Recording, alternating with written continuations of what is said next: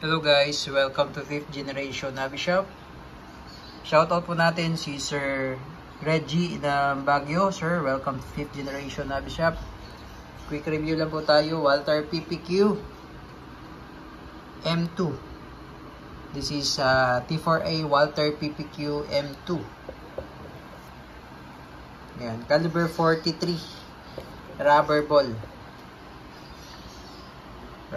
Ang bala niya ay caliber 43 rubber ball. Ayan. May kasama na siyang spring. Ayan, extra spring. Ito siya. Ayan, caliber 43. Ayan, ganyan kalaki yung butas niya. Barrel.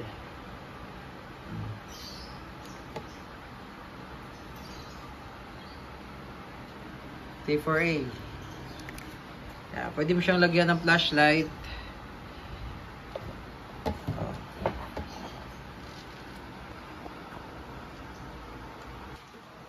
So, bali blowback po siya. Tapos may kasama siyang case. Ito yung case niya. Yan. Ito yung model. Yan. Caliber 43 CO2 powered 5 joules 8 rounder.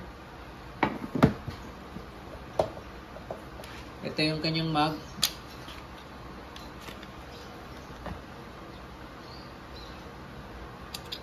Yan.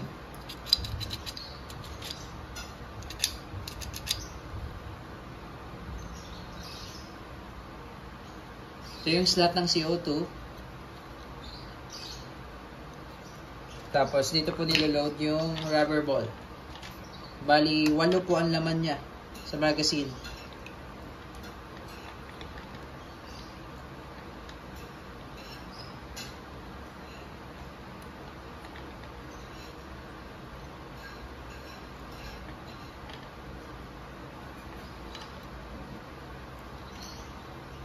Yan, 8.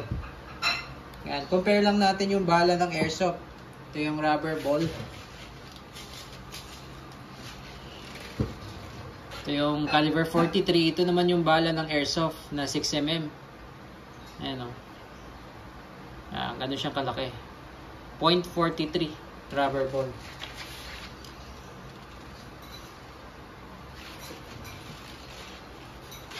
Yan, load tayo ng CO2. So, bali wala pa siyang kasamang allen, sir, ha. Madali lang naman ang size ng allen na gagamitin.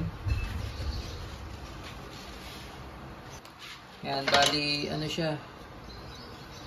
Ito yung kanyang mag base. Dito yung screw. Bali di size na allen. Number 6.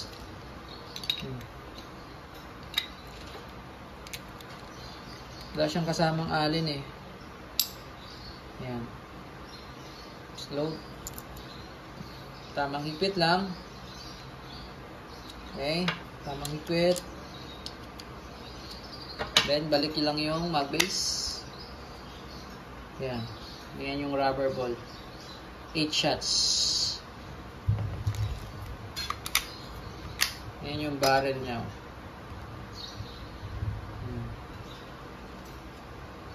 Naka-smooth bore siya. Ayan. Tapos naka-fix. Fix barrel po yan. Fix. Blowback.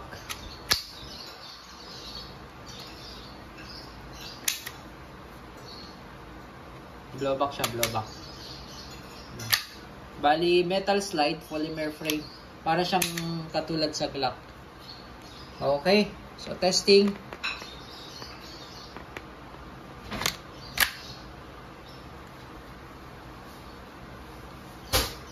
T4A Walther PPQ rubber ball.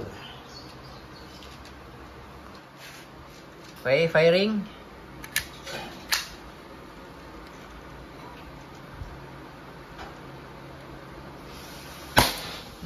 Lakas.